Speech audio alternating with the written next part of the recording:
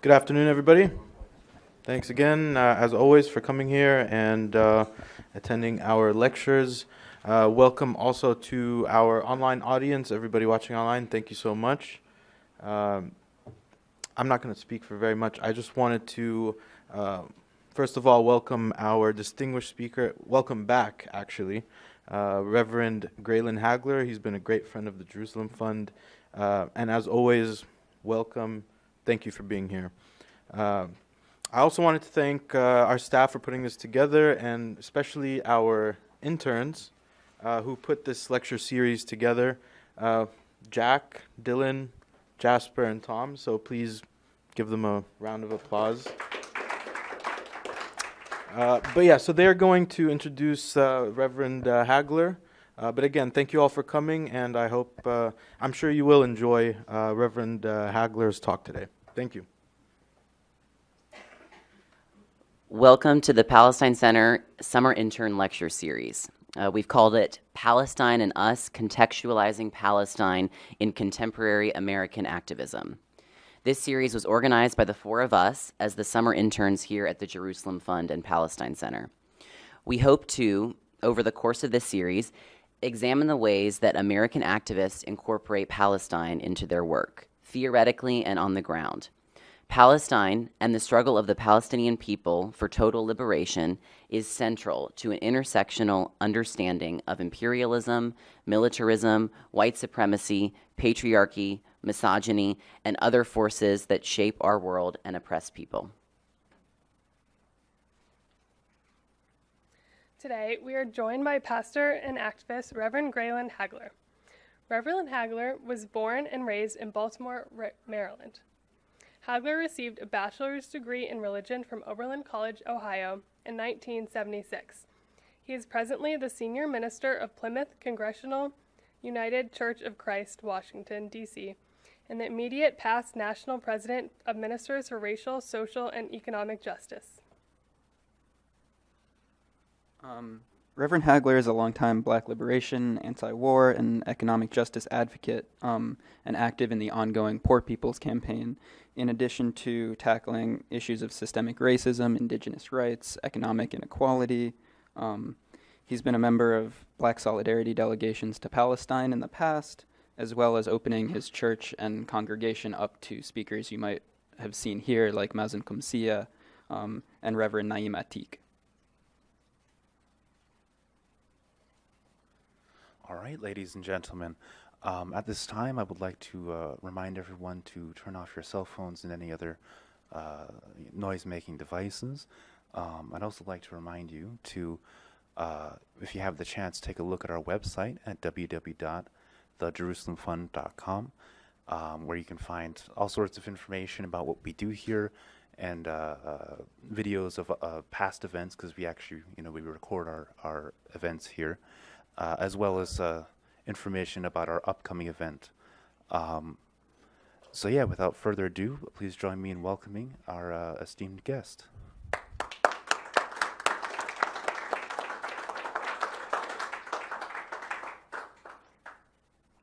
Thank you. I had a wonderful opportunity to meet with this interns briefly and to hear their diverse backgrounds and their interests in Palestine and the various perspectives that brought them to the Jerusalem Fund, and I'm so glad to have met them.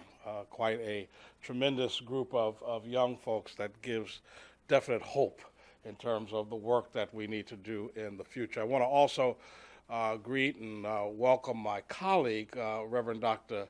Raymond Bell, who is the pastor of Spirit of Love and Deliverance Baptist Church in Maryland. And he went with me to Palestine in 2016. And can I adequately say, Reverend Bell, that you were a Christian Zionist when we left? Yes. Right, he was a Christian Zionist when he left. And I didn't have anything to do with that. He just looked around and he saw what he saw, right? And he began to question everything that he had assumed and that folks had taught him and the stuff that had conditioned him.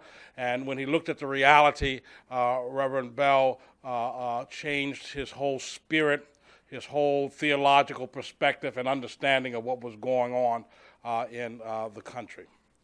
And that's important. That's where I want to start at. Because one thing that is clear is that oppression is allowed to exist and continues to exist when we do not see, and therefore we can't comprehend. It is like the residual effects of slavery in this country, right? Folks say, well, that's past, that's gone, that's not something that you should dwell upon. Well, the reality is that it still has a tremendous impact today, partly because it has never, ever been addressed as a society. Racism has never been addressed. The whole issues of separation and segregation and economic segregation and physical segregation has never been addressed. You know, we went through the delusive moment when the country elected a black person with an Arab name as president, and somehow we thought that we had entered into a post-racial era. We thought that just because we had elected somebody that somehow all of the injustices of the past had been dealt with, that it was all over with now, and we can sort of just move on with life. And then the reality is that after 8 years of somebody who was black with an Arab name in the White House, we see this whole resurgence of white supremacy on steroids and racism that continues to come back at us. I've been reading this book, The Half Has Never Been Told, by a writer by the name of Baptiste. And he talks about really the economic change in slavery and the philosophical change in slavery that took place. And one of the things he talks about in that book is that in the 13 original colonies, basically those who were enslaved were still known by the trades and the crafts that they did. Somebody was a blacksmith, somebody was a carpenter, somebody was a housekeeper. And so even though it was still immoral, but people were bought and sold on those types of skills that they had.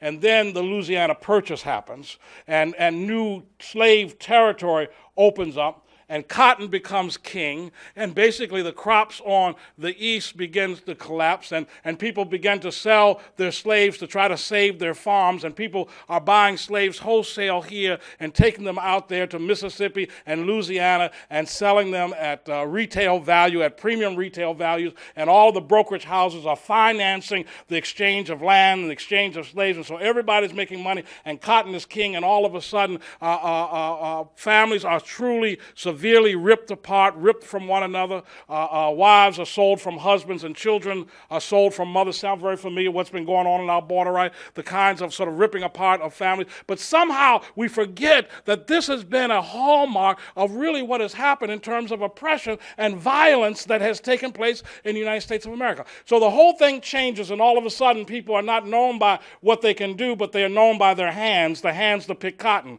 and the quotas that they're required to bring in. And everybody is enriched except for those enslaved families, those enslaved individuals that have been torn away from their families, that's been torn away from their homelands, been stripped of their language and their religion. Why do I lift that up? Because we still don't want to see what has generated the kind of economic power that exists in this country that people have inherited from generation to generation to generation, and people have been deprived of from generation to generation to generation. And as long as we don't see, we can pretend that it doesn't exist. We can pretend that somehow the impact of enslavement is something that is over with and exists in the midst of time. That's what you found out, Reverend Bell. When you went to Palestine and your eyes saw, you saw what the media was refusing to talk about. You saw the kind of paradigm that existed that created and kept in place the models of oppression. You saw what really Jim Crow in the United States looked like. You saw the separate and unequal status that existed. And if you go there and you take a look through your eyes, and particularly, I got to tell you that it was easier to take black folks on a trip to Palestine than it was to take white folks on a trip to Palestine. Why? Because white folks wanted to know the history of both sides, and you got to look at it from an objective point of view. Right? When the reality is, what is objective? There is nothing that is objective.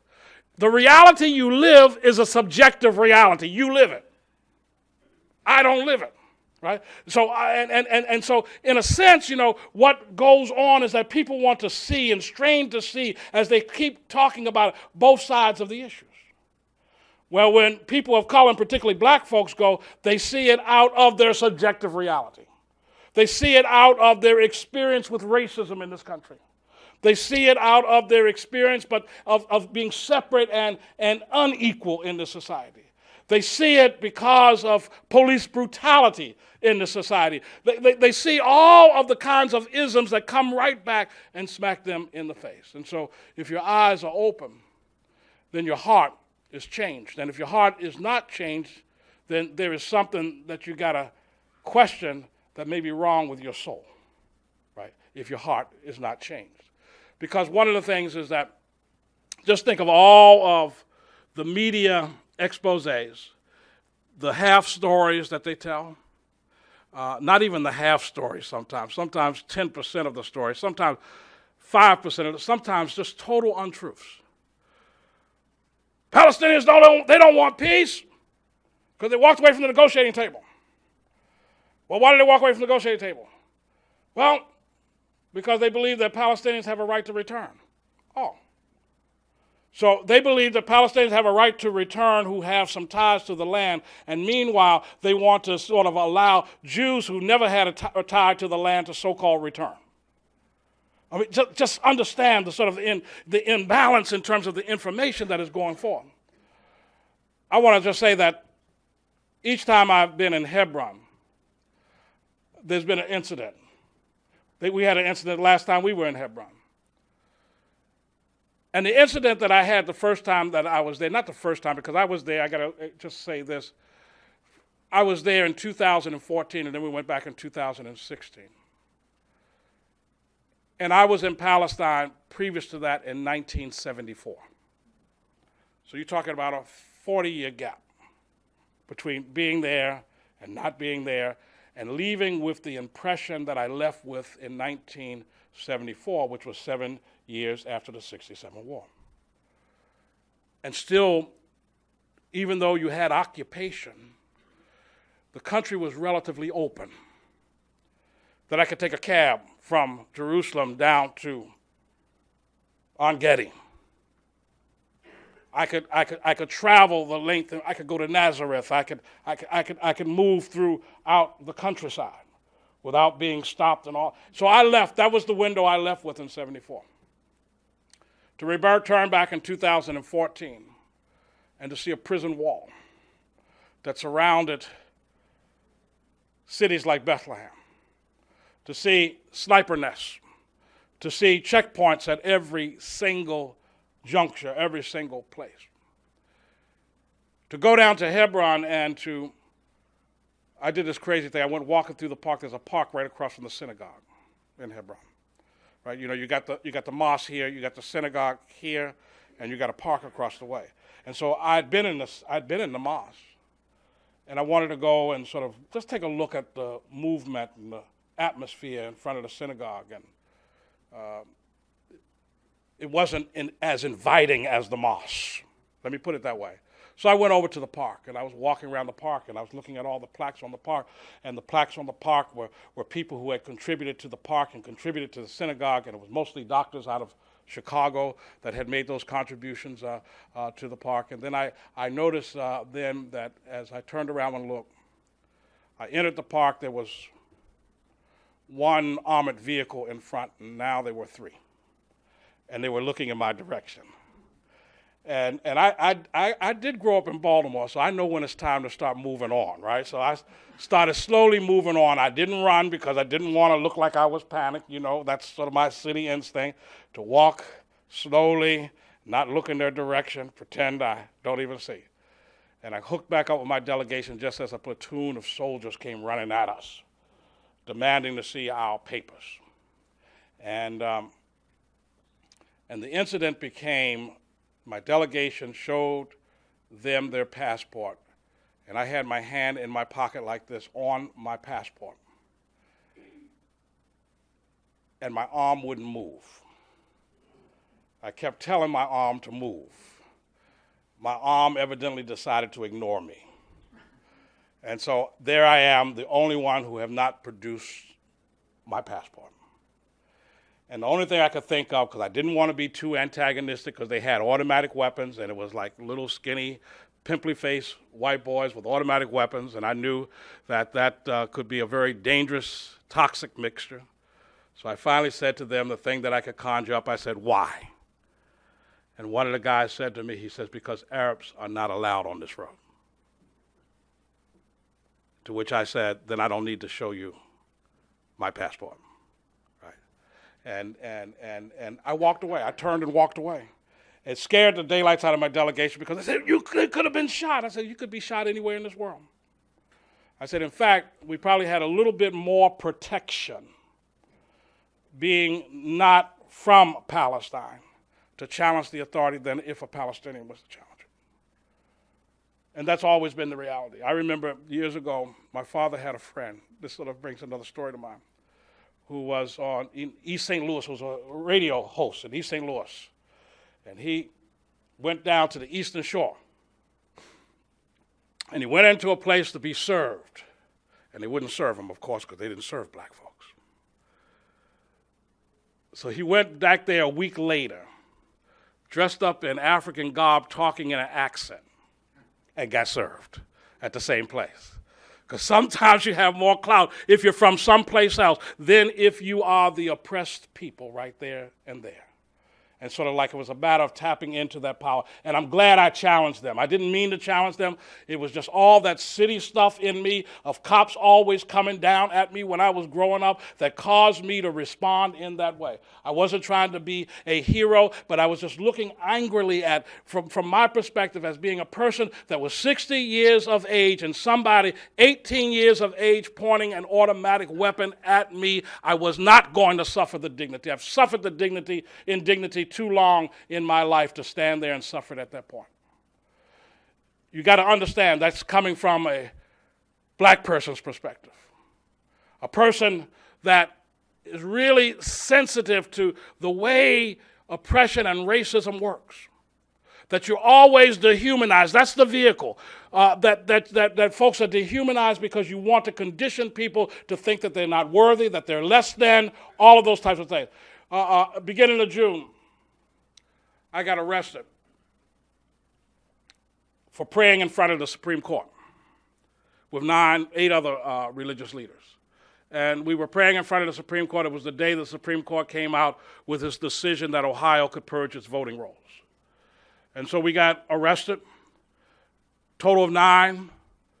We were purposely lost in the system for 28 hours.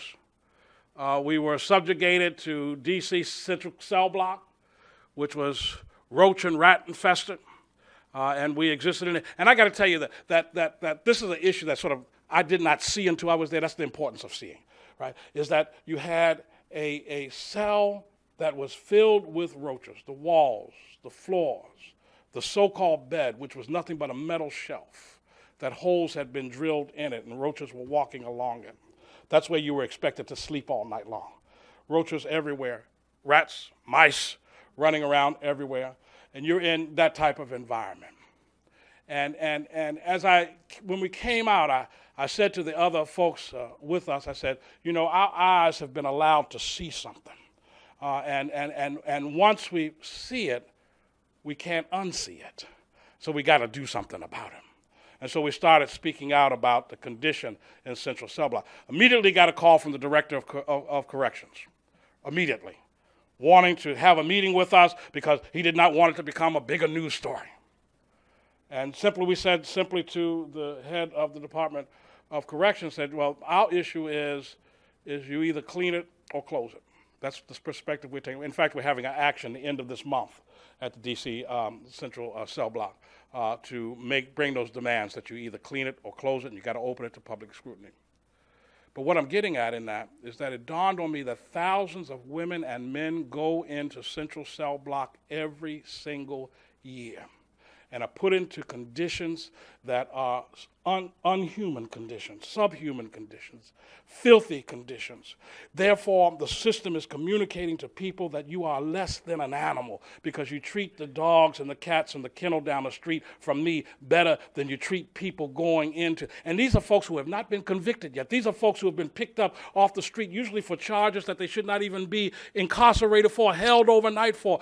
Many of them have been arrested for things that tickets should have been written for if the tickets were valid. But they're put into that condition because you're saying something to the people. You're saying you're less than animals.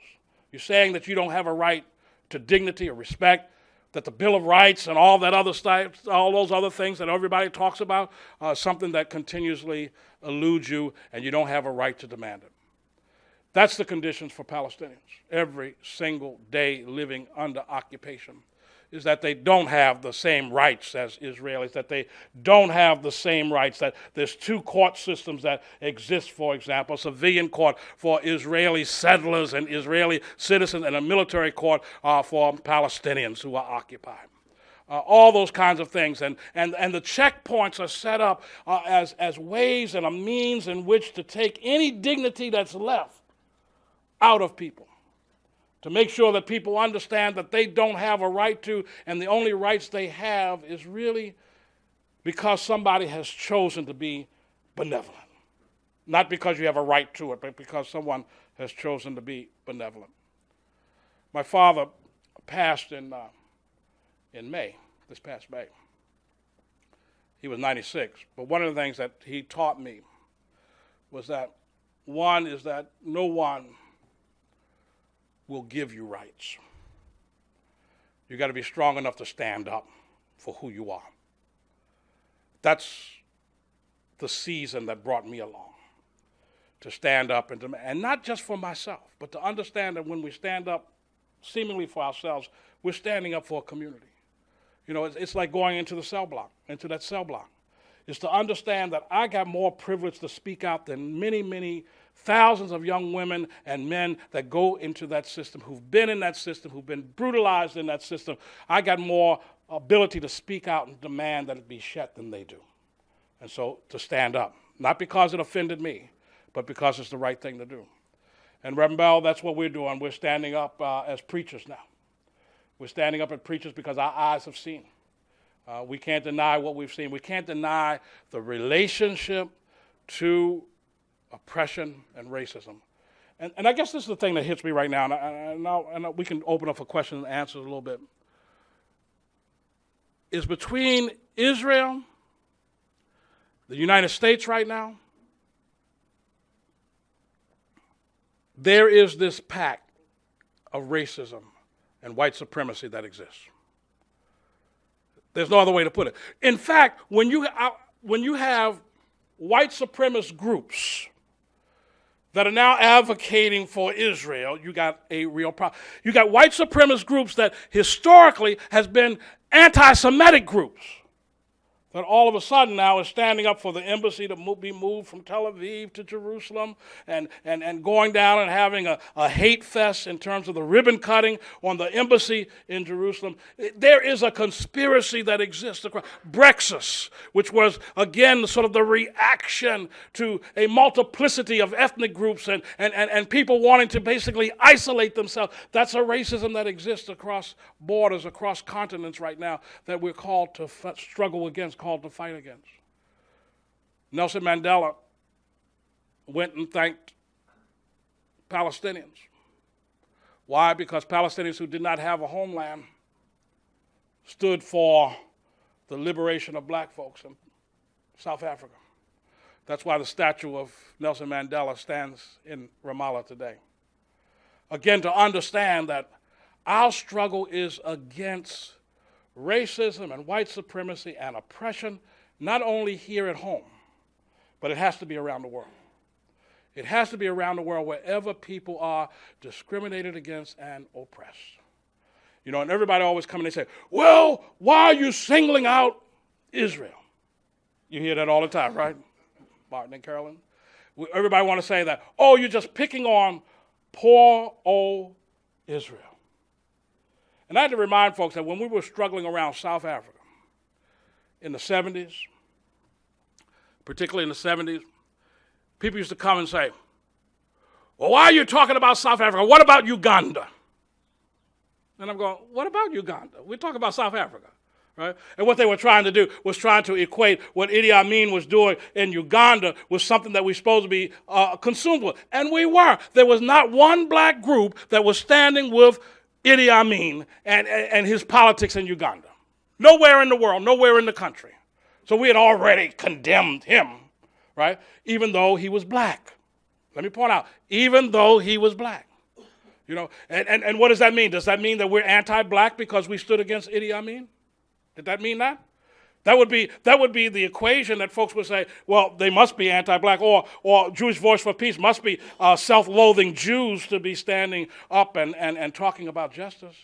Well, it doesn't mean that. It means that your eyes are open, that you stand for justice no matter who and no matter where that resides, and no matter who's carrying out the injustice. Right is right and wrong is wrong. And you can't dress it up. And you can't try to make it something that it is not. And so to create a separate society where people are dispossessed of land and history and voice, people are dispossessed of freedom of movement, people are dispossessed in all kinds of economic and sociological ways, there is no way that you can dress that up and claim somehow you don't understand it because it's too complicated.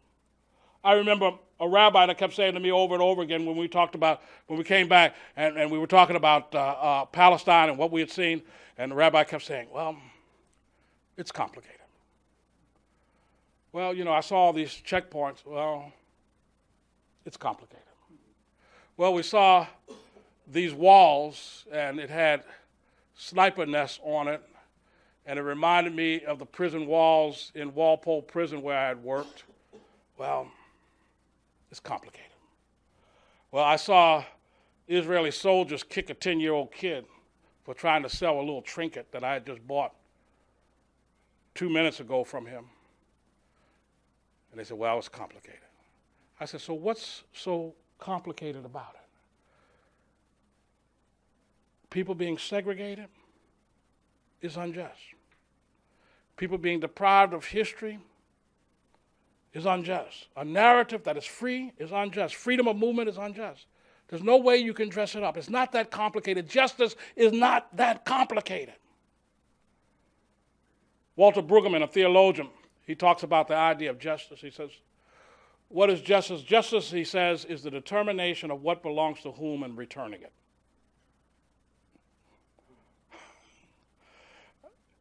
Now, Walter Brueggemann is obviously anti-Semitic, right? But he's talking about how do you make amends for where we are right now. And what is going on in Israel, whether you want to admit it or not, is really an American and European agenda that's running an entire society and depriving the people of color of their own presence. We went down to, how do you pronounce it, the Ida refugee camp? Ada refugee camp? Ida, right. We went down there to dedicate a monument. Remember that? And we dedicated a monument. It was a pouring rainstorm. We were there for a little bit and dedicated it. And it was to a young Palestinian kid that was killed by sniper fire while playing in the camp. And the other side of it was to Tamir Rice, who was killed in a playground in Cleveland, Ohio. That came from the people in that camp. They understood the relationship between the young man who was killed on the streets in their camp and the young man who was killed on the playground in Cleveland, Ohio. And when I saw it, obviously I was moved because people understood the relationship. They understood that a bullet fired in a refugee camp in Palestine is also a bullet fired into a playground in Cleveland, Ohio. Or it's the tear gas that is used in Ferguson, Ohio. Or it's the police brutality that takes place here, and the shootings that take place here, and the police harassment that takes place here is the police harassment that takes place in Palestine. and the bullets, the brutalization in Palestine. The attempt to deport people of color here, Latino and African, is also seen in the deportation of Africans from Israel.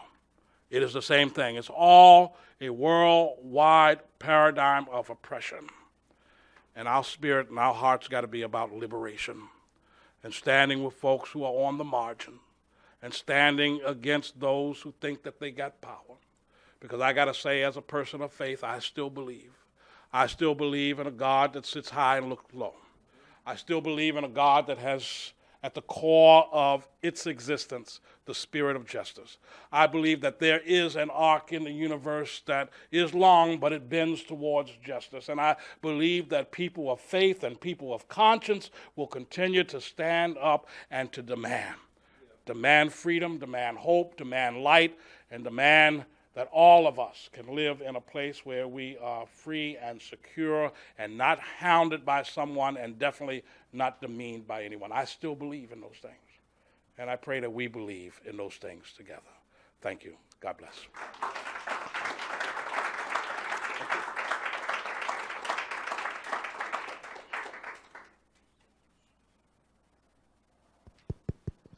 All right, we're going to be taking any questions now.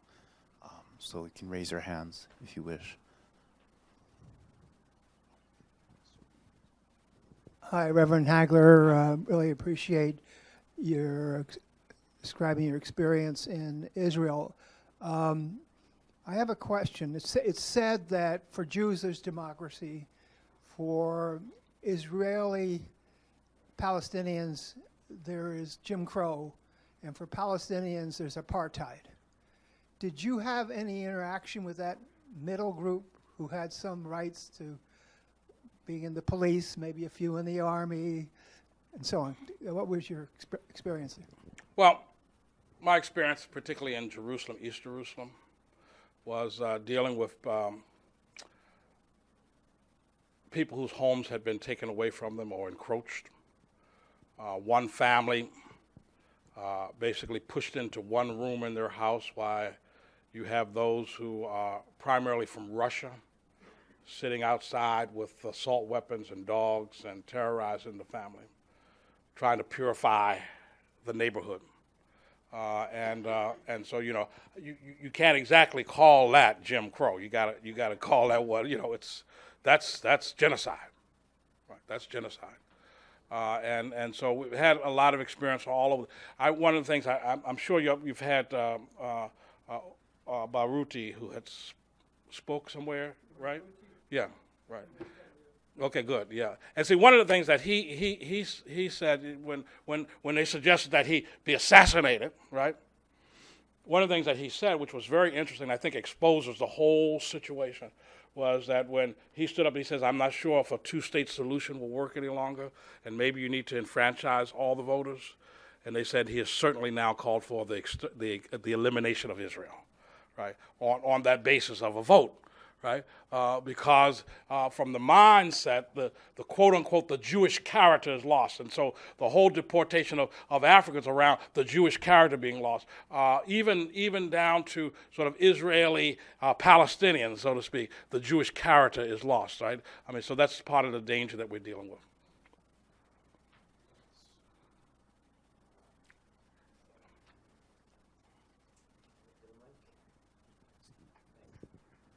Thank you very much.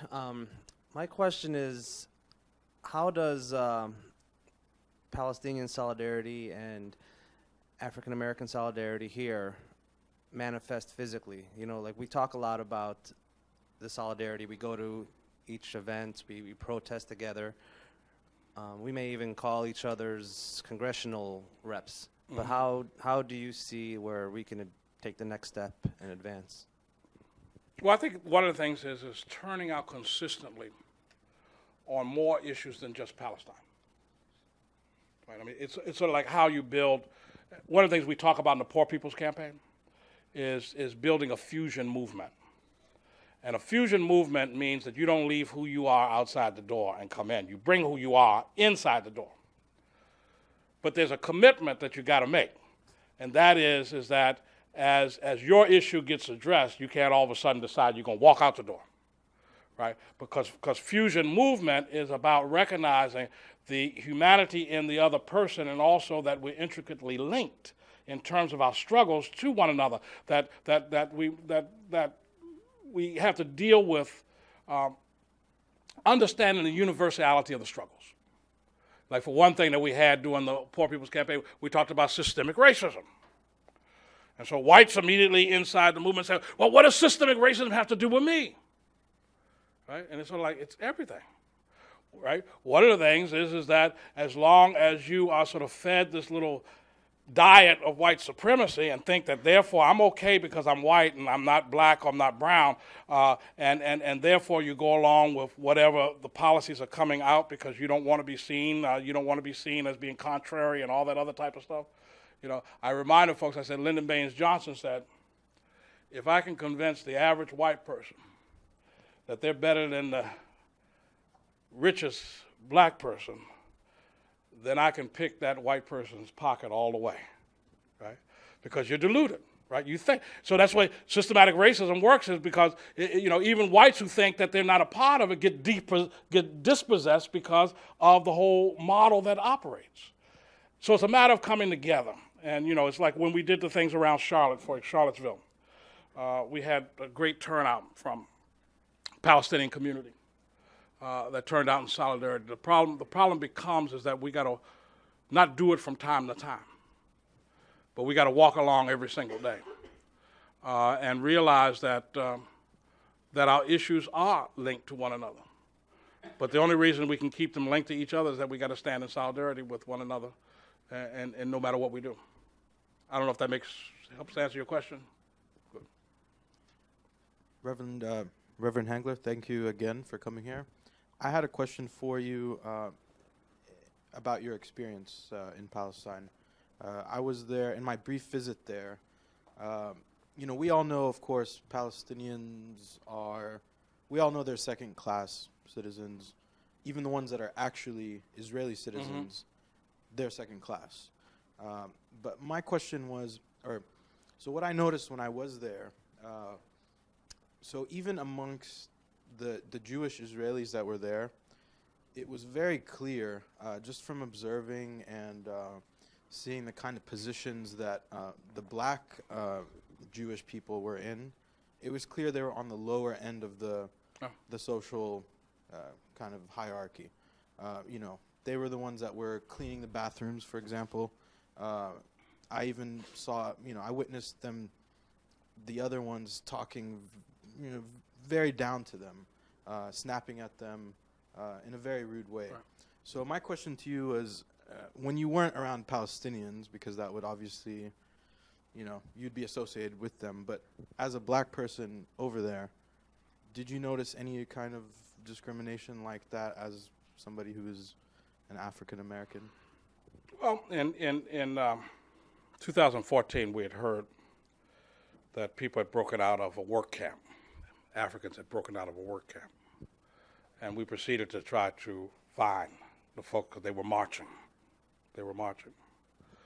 And we did catch up with some of the folks in Tel Aviv. And there were thousands of people camped out in Tel Aviv, just camped out. And one is that they were marching against the conditions, against the way they were treated, against that they were forced labor in the work camp. Against the fact that they were not even considered refugees, but were considered, as the official term in Israel was, infiltrators, which is a military term, right? And so they were being deported because of them. And one of the days in which we were doing even Black Lives Matter, I don't remember when, we were doing that here, but then there was a march that took place of Ethiopian Jews around the whole issue of police brutality over there, same day we were marching here. And so, that the similarities, the date of it, the very dynamic of it wasn't lost on me that things were going on. Now, one of the things that was interesting in Tel Aviv was to get approached by a group of Israelis who were angry at the government and were angry even at the Africans. And it was sort of like typical divide and conquer. And they said, "We are Arab Jews." And I went, "Okay, I'm listening." Right? And their accusation was, "We're being treated as third-class citizens here." Right? There's all these folks who've come from Europe that are over us, and now it looks like they're going to try to treat the Africans better than us. So so it was that kind of thing that was going on. But here you had actually Jews in Tel Aviv who were actually given a whole other distinction in terms of their ethnicity, right? And so therefore they weren't a part of Jewish mainstream of the Ashkenaz culture that exists. It's complicated. Carolyn? Would you agree? Oh, sorry.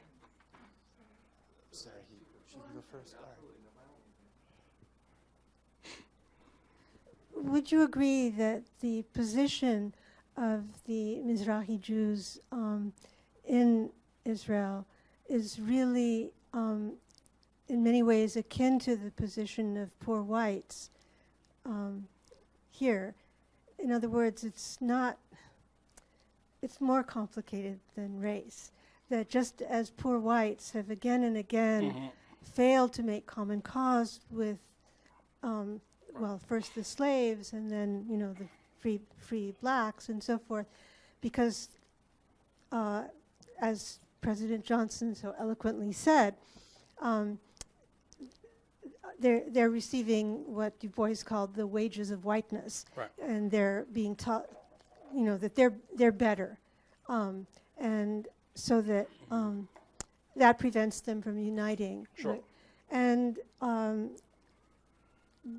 there have been movements of Mizrahi Jews in solidarity with Palestinians, but just as there have been movements of poor whites in solidarity with African Americans, but they are over and over again all too easily co-opted and broken apart. So would you agree that that is a valid comparison? Well, it's a very intriguing comparison. It's probably valid. And one of the things that I always look at is that the terms that everybody else uses are still racialized terms, right?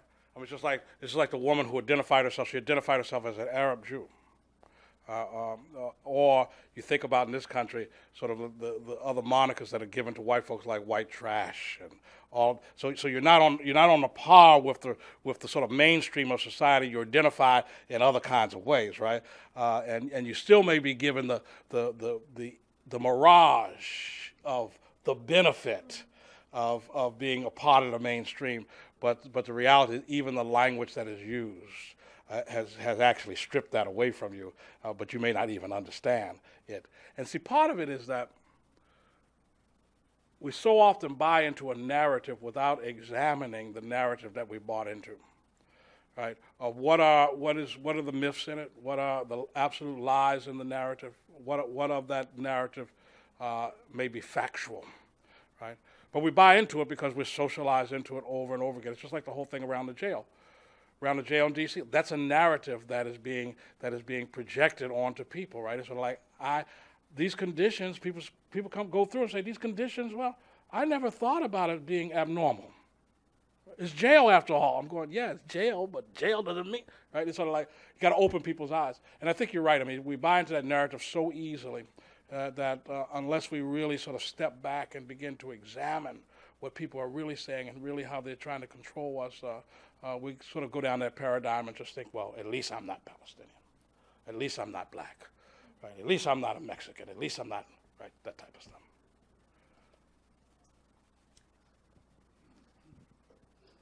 Hello, Reverend. Hi.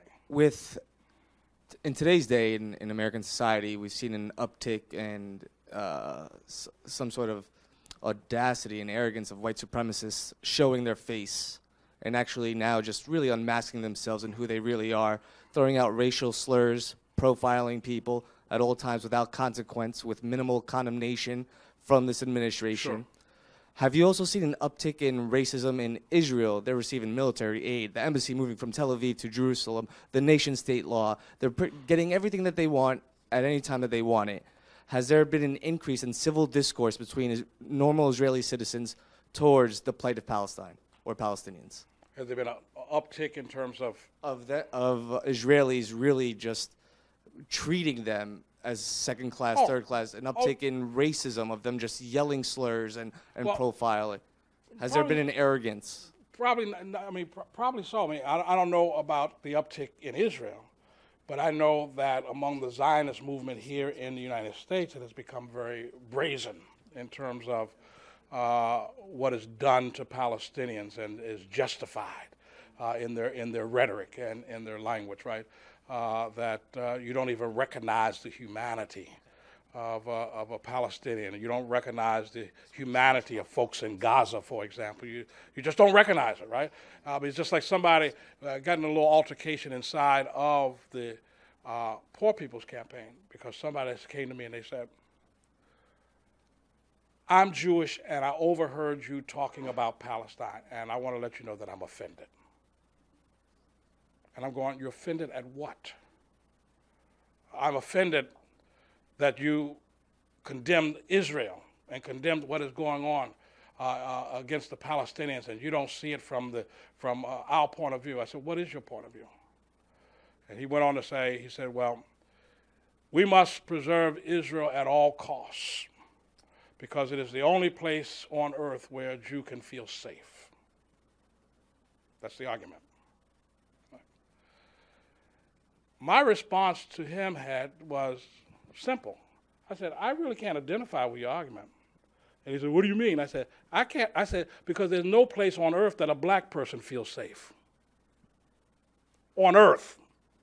Right? So it's sort of like hard for me to have an identification with that. And then number two, just because of your safety, your sense of safety, you can dispossess a whole history, a generation, a culture. It doesn't equate. So, so those kinds of things are clearly a colonial settler perspective that allows you to come in, for example, into North America and South America, and you say, ain't nobody here, and proceed to exterminate the folks that are here as a bothersome brood to your sense of progress. Same thing. And that's why I come back to the issue is that folks really want to prevent people from really seeing. Because when you really see, there's a whole point of Scripture. Isn't that right, Val? You know Scripture better than I do. All right? That it says that once you have seen, right, then your sin is magnified. Right? Because once you have seen, you either repent, and if you don't repent, then your sin is magnified. And the whole thing around not seeing is so that folks can not be condemned in terms of their ethics, in terms of their sense of morality, in terms of their sense of justice. Reverend Bell? Graylan, yeah, I wanted to address the young man. When we were in Palestine, and he asked a question with reference to how did we feel about being there. To be honest with you, Graylan, what happened was we felt, at least I did, white privilege for the first time. Because, and let me explain to you why, because Interesting. it was how they treated the Palestinians and how they treated us. And you can get addicted to white privilege. Mm. And it was so we were able to go to Jerusalem, no problem. Didn't have to show any visas or nothing. Just on the bus, they saw our color. They knew we were Americans. We got in. All right? But the Palestinian guy that's riding with us was sad. He said, I can only go this far. I cannot go into Jerusalem. Then there were others that had, they were citizens that lived in Jerusalem, so they could go in Jerusalem. And it hurt, and it struck me. I said, "My God, what kind of place is this? Where you are a native of the place, but you can't go into your own city. But I can. I'm black, and nobody questioned me, except when we were getting ready to go home." And the Palestinians had given us a clock. The PLO had given us a clock. And they changed our visas 3 times, our passports. They checked our luggage 3 or 4 times. I mean, take the clothes out and made us put the battery in the clock to make sure it worked and was going to hold us up. Then I understood that when you take a side, then you're in trouble. But the problem was, normally we felt white privilege, and I can understand how it feels now, how somebody who's poor white but get the privilege of whiteness as opposed to somebody being black and don't get that, even though you black. So it would take something more than just racism for them to identify with your plight. It would have to take the tariffs where you're losing money, and then you'll be able to identify. Rambel, every time you say something, you bring a whole new perspective to it, right? Right. Every time Rambel talks about it, I hear something new come out of his mouth that sort of blows my mind. Thank you again. Amen. Well, thank you very much. And actually, my question is for both of you, Reverends, in the house. Maybe you can start, Reverend Raymond, because as a former Christian Zionist, how do you speak to your congregation about Palestine? And not necessarily, because I know it's similar to what you just said, but when your congregation, when someone comes up to you and says, well, I don't believe you anymore, like why 1 state, 2 state, how do you answer these kind of things? And maybe you can expound after. Well, the church is different. You don't have to talk about racism and black in the church. You have to talk about religion. See, in the church, in the black church, we taught that the Jews are God's chosen people. So now you got to overcome that issue. So you can't talk racism. You got to talk religion. And you got to speak about the idea of what it means to be oppressed. Because I have to teach that God is always on the side of the oppressed and not the oppressor. And the scripture is replete with God taking sides with those who are oppressed. Now, in a lot of cases, the Jews themselves were the ones that were oppressed. So they called on God. So you have to teach the religion from the standpoint of not just from a chosen people, but from an oppressed people. And if you look at the Jewish race, they were oppressed under, I think Jeremiah Wright said about 5 different nations. Egypt, they were to the whole Egypt, Babylon, Persia, Rome, I can't,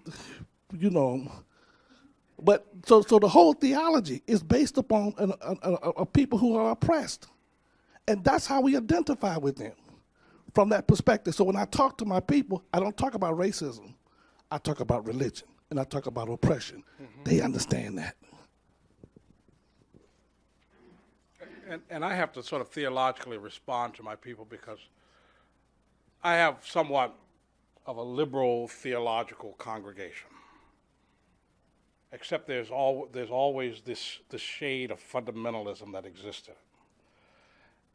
And you don't know it's there until you begin to touch an issue. And so I came back and I was talking about Palestine. And so one of my members who'd been there quite a while, in a meeting, he said this, which he thought that he was being profound. He says, Reverend, he says, the way I see it is that from the biblical record, the Israelites was told to kill every man, woman, child, and animal when they came into the land. And they didn't do it, so now they got to go back and do it. Hear that, right? Hear that. Well, my mouth dropped open too, right? I mean, I'm sitting there going, huh? Right? It's like, how we get, so because people never really thought, when you say, this is the word of God, then what do you do with it from that? If you say, this is the word of God. What I say that this is human beings and their response to a historical context that they come out of. people of a country that no longer exists. Because contemporary Israel is not biblical Israel. It's a land that basically falls apart, historically, biblically speaking, falls apart after the death of Solomon. You have one coup after another, one coup after another, one coup after another, until folks are carried off in exile. And the identity, therefore, of a country that folks keep talking about no longer exists. It is truly in the diaspora. To the point, I always raise this question to get people to understand what I'm talking about. I say to people, well, where was Paul born? Everybody say, he was born in Israel. No, he was born in Turkey. I mean, understand what I'm talking about. He was born in Turkey, what is today would be modern-day Turkey. And he was a full-fledged Roman citizen, not naturalized, upper class. That's why he could write all those letters that he wrote. He was educated, unlike most of the people that was around him, that was a part of the people on the ground who were illiterate.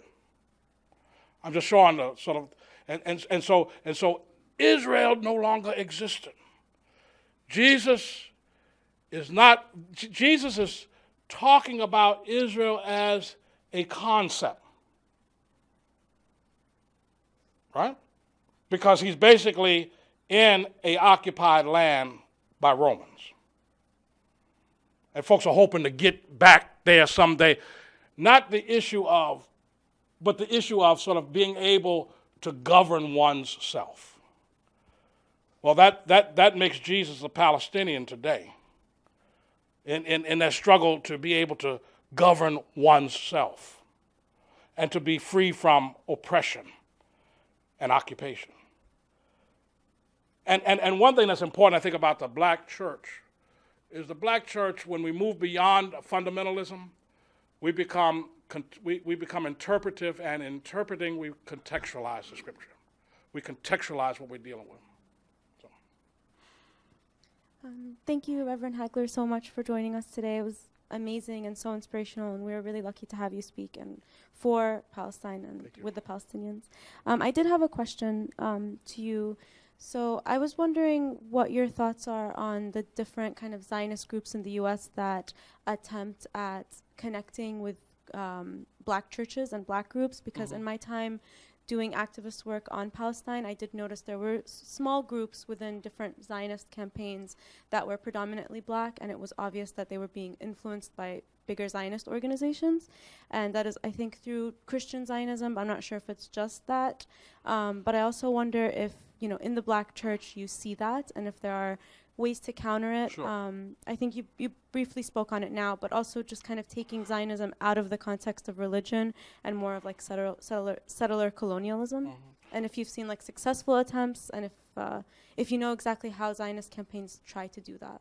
Well, one of the things is that they started pretty much where the Israeli government began to subsidize trips of black churches, saying, come and see the Holy Land.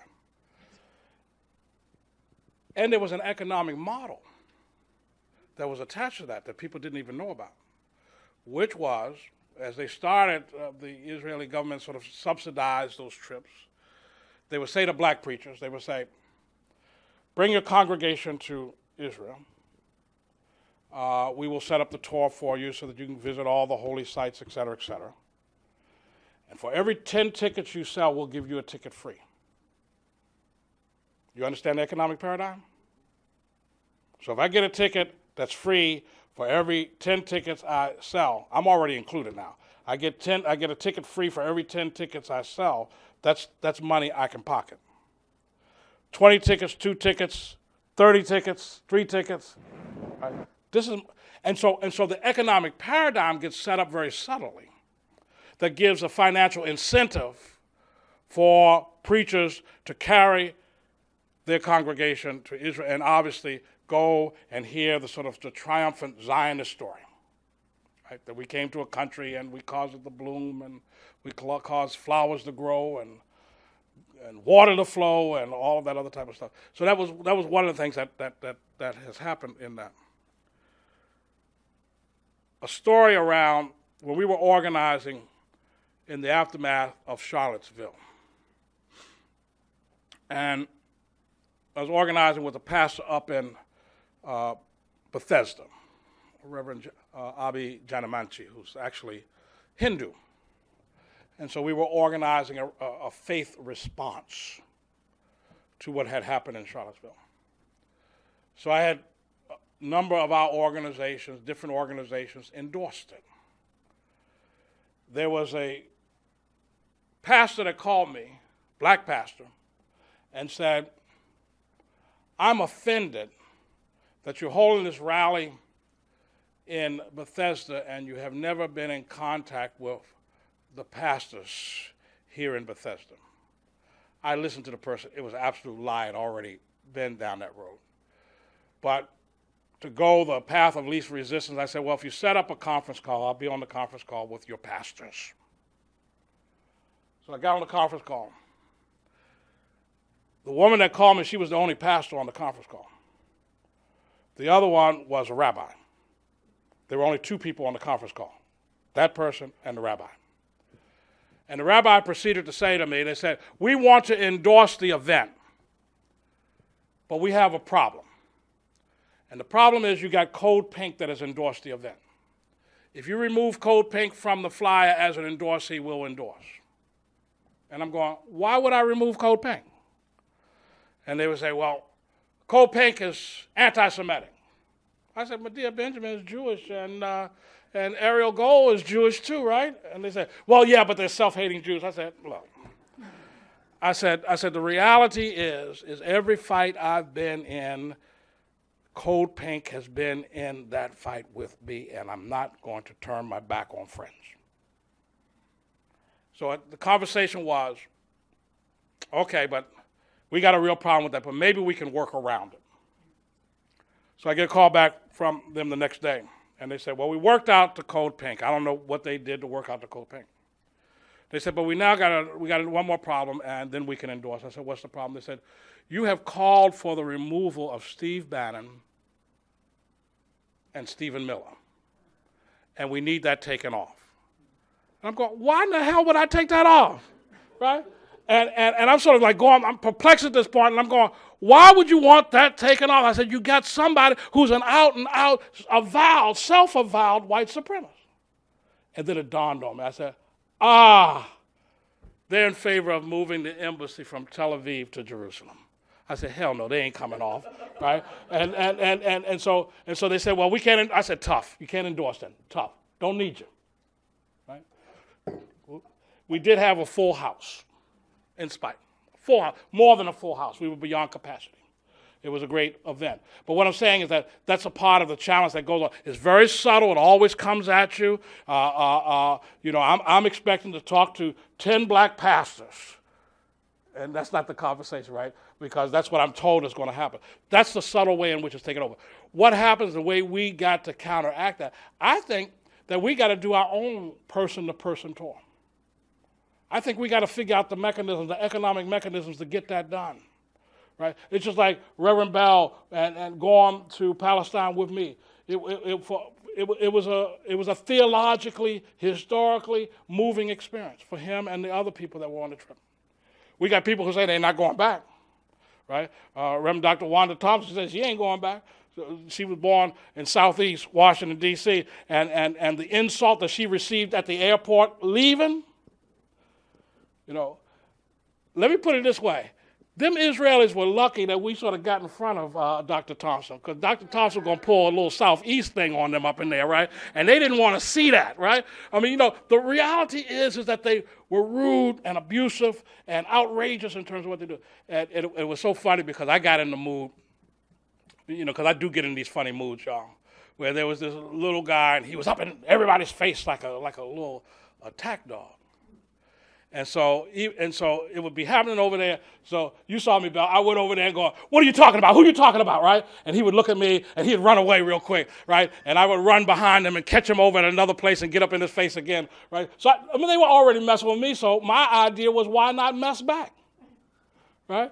It was like, and so what they did, they tricked me, though. They sent me on down to the gate, and I found out that everybody had been detained, right?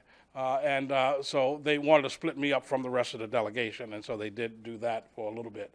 But again, it's sort of like we got a challenge for. Part of it is getting folks to see, folks to understand.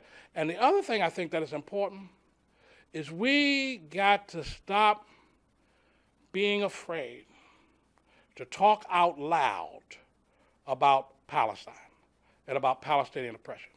You know, it's just like the guy who was upset because he heard me talking to somebody else. He wasn't even in my conversation to begin with. So how are you going to come back and tell me you're insulted? Right? And there was nothing that was wrong in the conversation. The conversation was about justice and people being treated right.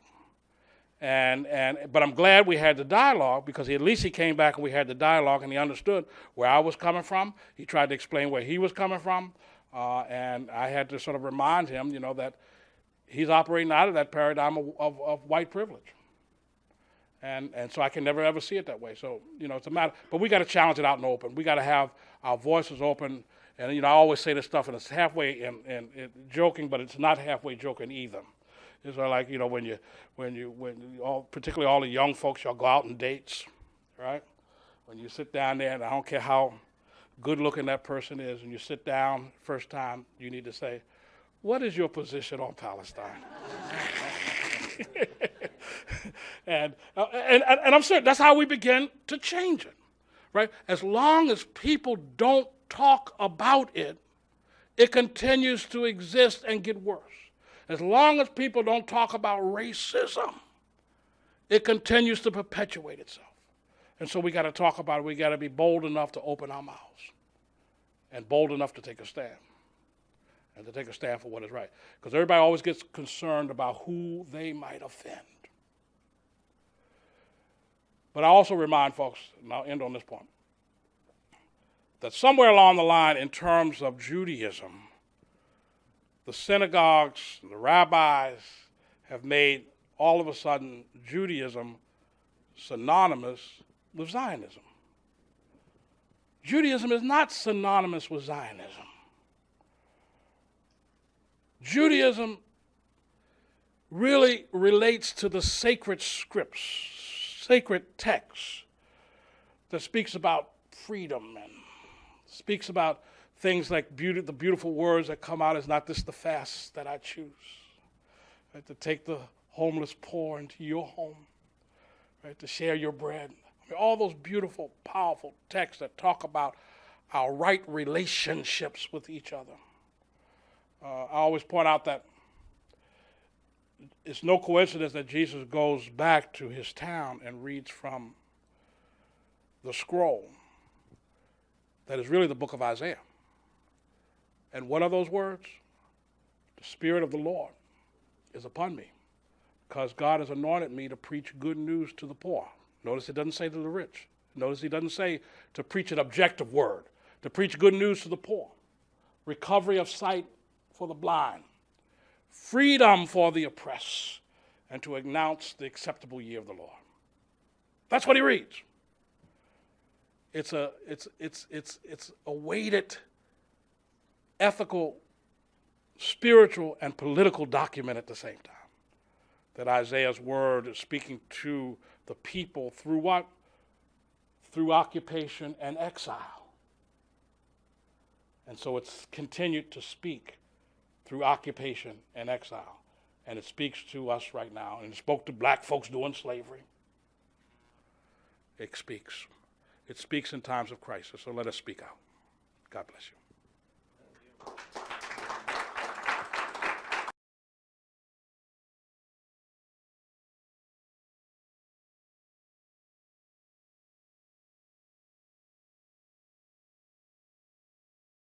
I appreciate what you have to say about kind of like this whole idea that you have to keep reasserting a national identity. It's not something that's natural. It's something that has to be reasserted, and it's defined by the generation to generation.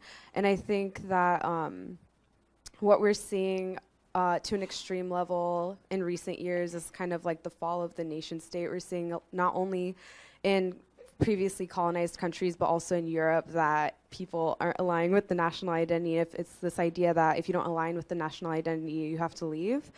But obviously, Like, where do you go if that's your native land? And I think that with Israel and Palestine especially, not only with the Palestinian people, but you also have Orthodox Jews who aren't aligning with the Israeli national identity. So I think that in terms of Palestinian liberation, how do you see the progression of governance in that region? Mm-hmm. That's the question. Well, you love to ask heavy questions, obviously, right? And you know, I always take this position. You know, when people always talk about what is the solution, et cetera, and how people identify, it's really not my place to make a determination, right? The determination of how people relate and what people understand has to come from Palestinians in regards to their own destiny, their own understanding of what needs to take place and where and who they identify with. You got numbers of Orthodox Jews, for example, that refuse to serve in the military, but really believe that they have a right and the sole right to the land, right? And so you're talking about a nation within a nation when you talk about some of those settler Orthodox groups that has no real national identity, and sort of like you have the and you get various stripes that are built along theological lines, right? One is the Intuicata movement, right? That does not believe that Israel should exist as a Hasidic movement, and theirs is along theological ground, right? They believe, quite frankly, theologically, that God removed them from the land because of their refusal to practice Torah, and has put them in the diaspora. And as they read the scriptures, they do not read where God has lifted that indictment. And therefore, the establishment of Israel was established as an apostasy, meaning that, as far as they were concerned, people who claimed to be Jews but were not practicing Jews, because in their mindset, the only one that could be a practicing Jew has to believe in God. You can't say, I'm culturally Jewish. Right? So they point out all of the folks in the background who sort of created and adhered to the Zionist concept as not being practicing Jews, and therefore weren't Jewish. And so, in a sense, this was a hijacking they would interpret as their religion. That's their theological position. So you got a number of different thoughts that are going on that really prevent someone from identifying with the nation state. But then you got also, obviously, the settler movement, whose very existence is because of the state, where they have received stipends to be able to move into occupied lands and expand settlements. To go and we saw one where folks had come in and it was all Russian with barbed wire fence around it, and you got a little a Bedouin village here that's being destroyed inch by inch, bit by bit, finally was completely destroyed. They're being protected by the Israeli government, by the soldiers. They're receiving a stipend. They're able to live relatively comfortable in this environment because they are carrying out a political agenda. So you got those kinds of complexities that are going on. And then obviously you have the fascist component that is going on, which is where the government, in a sense, acts in a high-handed, unilateral way without great discourse, that basically push forth a political agenda that speak to a segment of the population. Right here in this country, what you got somebody in the White House that speaks to a segment of the population. And that, in this case, the segment of the population is not the majority, but they're still speaking to the segment of that population and feeding it. I don't know if I've answered your question, because your question, like I said, was heavy. Yeah, when you talk about, if you're going to talk about like the liberation of those who are oppressed for a number of reasons, whether that's racial or race or ethnicity or religion, I think a lot of it is related to the nation state. So I think that when you talk about liberation, how do you not talk about the shift of governance away from the nation state, away from capitalism, et cetera? And I think that's a very difficult conversation for people to have, just because not everyone sees it as interconnected. So I was wondering how you viewed Right. like governance, if you had anything to say about it. Well, see, I mean, I think that one of the things that comes out of people who engage in the struggle for liberation, they're the ones that define that. People define it out of the context in which they exist for a number of assumptions that they make. I'll give you a prime example. Years ago, I was down with the Frelimo government in Mozambique. And so Frelimo was having a major discussion. And that major discussion was, who were Mozambicans? Because they had come out of a splintered society where you had the Portuguese settlers and planters, and you had the black indigenous folk, and you had the folks from Southeast Asia all through there, and basically before that, Mozambique kept folks very distinctly different and related to people very distinctly different. And so the revolutionary government, Frelimo government, was wrestling with how do you heal the fractionalism that had been created by the former colonial powers. And that's why they were having the discussion out of that, of who were Mozambican, and how do we do democracy different, and how we do our economics differently than what was done to us. So it's the context that people come out of, right? That you focus upon those issues. I mean, even and so where does that come out? Well, capitalism is always a component, but I'm one. I get in an argument all the time with a lot of my friends who are economists, because I happen to believe that everything is capitalist. And what I mean by that is, even if you're bartering, you've placed value on something, right? I mean, and the exchange of that something brings the value with it. That's the way villages existed, right? I got water, you got the grass. What can we exchange here that we can sort of coexist? So there's a form of capital. It's not this naked free market capitalism, however, that describes, because this naked free market capitalism makes everything a commodity. Everything. Water, even the air you breathe, the land you live on. Everything's a commodity. And I think that people got to come out of sort of looking at their own struggle, the history of their own struggle, and making some determinations around those things in a collective way. That's what liberation begins to look like. Thank you very much. I'd like to go back to the gentleman that you had this discussion with, who said he was offended. The fact that he did approach you might suggest that he wanted a dialogue, or maybe he thought you were a pushover, or who knows. But to what extent, there are some people that facts don't matter, and they have their point of view, and nothing you say can change their mind. Do you feel that this individual, maybe you had some influence on him, and also this type of argument based on, well, we only have that one refuge, safe place.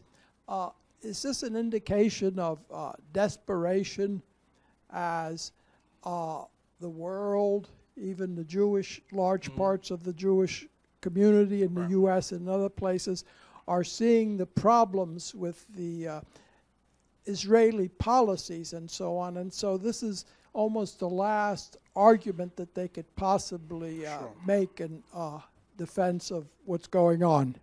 I do see it as an argument of desperation. And one thing is, it's also a European argument, because your insecurity comes out of a European experience, right? So it really is a European argument of saying, okay, we need to feel safe from the world. What world? Because basically what you're talking about, and it's predicated upon, are the shtetls in Russia, the concentration camps that come up because of Germany, the various removals all over Europe. Right? So all of a sudden now, a European context is being applied to create justification for the removal and the subjugation of a whole land in the Middle East that's no longer part of Europe. That's one thing I see as a part of that. The other thing, in terms of the dialogue that I had with the person It may have changed his mind. It may not have changed his mind. I don't know. I'll see. But I'll say this. A while back, I had a conversation with a rabbi, and he wanted to argue with me about my statements on Palestine. And we dialogued about it. I tried to make sure that I did it in a tone that kept the dialogue going. And then I caught him. He was working on an issue around solitary confinement and defining solitary confinement as a human rights violation, which allowed me to say, so where are you in terms of the incarceration of Palestinian children in Israeli jails? And he looks at me, a little shocked, and he says, you're right. He says, but my funders would not agree. My funders. And the thing is, I smiled because he was honest. It was the first time that anybody had really been that brutally honest and said, my funders would not agree. So I left him alone. And I had him on my radio show to talk about the issue of solitary confinement as a human rights violation. And he did a great job. And I had him at the church, actually, to speak on that whole subject. And he wanted to go out for coffee afterwards. And he looked at me across the coffee, and he says, Graylan, I had to rethink my position on Zionism. And I said, what do you mean? He says, it's no longer justifiable. He changed.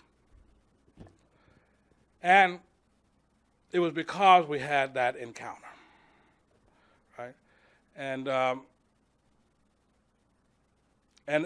think it had to do with that I did not back down on my position, because I think that sometimes when we come into these things, and particularly sort of interfaith work, we don't want to offend folk over there. That's why I've refused for the longest time to do interfaith work. Because does that mean I can't talk about the issues that are important, the issues that are really valid issues?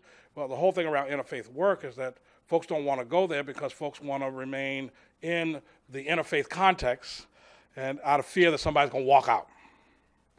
And my position is you can't soft pedal some stuff. You got to, right?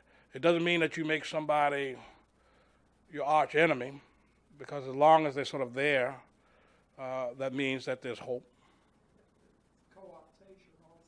Co-optation also, but there's hope. But it's like one of the pieces is knowing my own history in this country makes me look at everything else through those lenses. The lens of white supremacy and Ku Klux Klan and segregation and things like that. And so I can't shed that. Right? That's the way I hear when people say certain things like, well, it's the only place on earth that a Jew feels safe. And I'm going, well, where do I feel? Do I feel safe in Mississippi? I don't even feel safe in Washington, D.C. Right? I mean, it's sort of like, you know, it's a continued challenge of existence. I remember growing up, and this is true, we bought right after the '68 riots in Baltimore. All the corner stores were owned by Jews, mostly immigrants from Europe. In '68 riots, basically everybody fled Baltimore, fled the inner city. So my parents, my father was a steel mill worker. My parents were able to put together some money and buy the store on the corner from us where we originally had a credit book in that store. So we bought the store on that corner.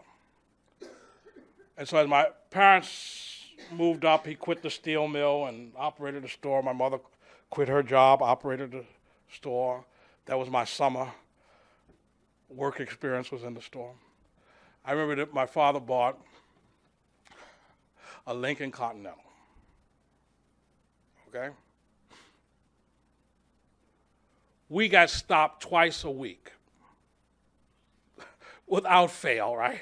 And they call it routine check, right? Stop, routine check, which means you had to show them your license and your, right? Twice, it just kept on going. And it was because here was a black man,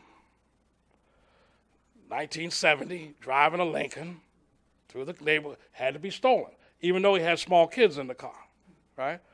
And, one of the things that was so funny was that we had a dog, and I think the dog had escaped from the police academy because there was an article in the newspaper that said a dog had escaped from the police academy. I was serving papers, and so I dragged the dog home, right, and hid the dog in my backyard because my mother wasn't going to allow me to keep the dog, and I figured that when she found him, I could work on it. And sure enough, we kept that dog. And the only reason I say that dog was the one who escaped because that dog hated uniforms. And I remember one day when the cop came up for a routine check, and the dog was in the back seat with me, that dog hit that window foaming at the mouth, right? And I couldn't control it. My father couldn't control it. The cop couldn't get near the car because every time the cop got near the car, that dog was halfway out the car, right? And so he finally said, go on, right? But that was the oppression in Baltimore. Very continuous. So when you go and you see checkpoints or get stopped by a bunch of young kids carrying automatic weapons, it's sort of like, that's flashback for me. That's what I can't forget. Every time I encounter this, I'm going, yeah, but I've seen this, I've experienced this, I've been through this. When we moved into a neighborhood, this was after we bought the store in Baltimore, my mother sent me and my brother to the store just as twilight was happening to get some bread and milk, get some bread and eggs and milk. And so we took a shortcut up an alley, and a station wagon comes flying into the alley, top speed. I can see it coming down the alley. And my brother screams, run! So I took off running, he ran. These guys caught me, and they were in full Klan regalia. They beat me unconscious. My brother came back to help me just as I was coming to, and they beat him, they broke his nose, and on, right? And so here they were, and I mean in full Klan regalia, trying to load us into the back of the station wagon. Now we know that we're going to be taken out and be killed. That's what this is all about. That's why they want to load us in the back of the station wagon. Cop comes on the scene. And the cop says, what's going on here? Now keep in mind, I'm talking about you got 5, 6 guys in full Klan regalia. There ain't no mistake of who they are. And they say to the cop, quote unquote, these niggas tried to rob us. Next thing I know, I'm handcuffed. My brother's handcuffed. We're in the back of the police squad car. The irony is that saved our lives. The irony of it saved our lives. But it also shows you where the police were, right? The police idea was, didn't matter they were full Klan regalia, all they had to say were the right words. And those were the right words. That's the context of my history. So when I look at things in Palestine or things in Ferguson or in other places like that, that's what I see. That's the lens I see it through. First riot I saw was not 68, was not the uprising after the assassination of King. First riot I saw was a Klan riot. Because in Baltimore, down near Carroll Park, there was, if you've ever been over there, it's near Pigtown, area called Pigtown. There was a park that on payday night, the Klan would set up a keg of beer in the park and burn a cross in the park, and all the white workers could go there and get free beer and be recruited into the Klan. So we were told that you needed to come down and pick up your menfolk if they were black, because you needed to drive them out of there, because somebody was going to be hurt there. Well, the night we went down to get my father, this particular night, summer night we went down to get my father, they came streaming out of the park talking about, we're going to kill a nigger tonight. What year was this? 60, probably 65, something like that, right? 65. But I'm just saying, that was the first riot I saw. So when people always say, well, the riots, I'm going, which one? First one I saw was a Klan riot. Right? And the police picked them up, took them around the corner, opened up the lockup wagon, let them out. That was the extent of arrest. Nobody was arrested that night. That was Baltimore. So I'm just saying that it's a pandemic. This racism, white supremacy is a pandemic that we need to deal with wherever it is. Thank you.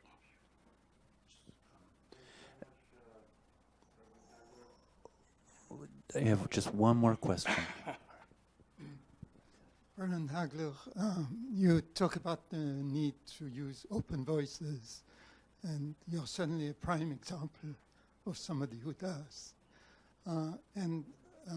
What I'm wondering is, when you use words like genocide in reference to the Palestinians, what kind of pushback do you get, and how do you answer that? Yeah, people really bristle when you use words like genocide. I mean, you know, it's not genocide and all of those types of things, because, you know, because I don't know what people think that genocide is. Because when you are so thoroughly dispossessed, and someone can absolutely brutalize you at a whim, and not even really be threatened with legal action, that's genocide.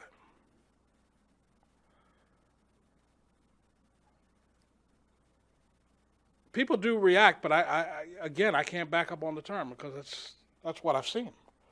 Right? I mean, it's just like the kid that was kicked by these Israelis down in Hebron. Kicked for what? I had just bought a little bracelet from him. Gave him $1.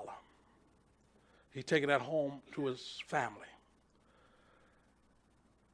And so he didn't do anything greater than that when these settlers came out of the synagogue. Right? Hold up the same little trinket that he sold me. I mean, the trinket was cheaply made trinket. I knew what he was doing. You know, so I knew he didn't deserve to be kicked. So what is a little 10, 12-year-old kid going to understand that act as? And that's what that kid is going to carry with them the rest of their lives. You know, so we got to, you know, it's part of genocide. I think is not so. It is what is done to you, but it's also the messages that are communicated to you. Because the message, if it's communicated over and over again, and that's the narrative that exists, that you don't deserve to exist, that's genocide. That's emotional genocide. Emotional genocide eventually leads to physical genocide. I guess that would be my answer.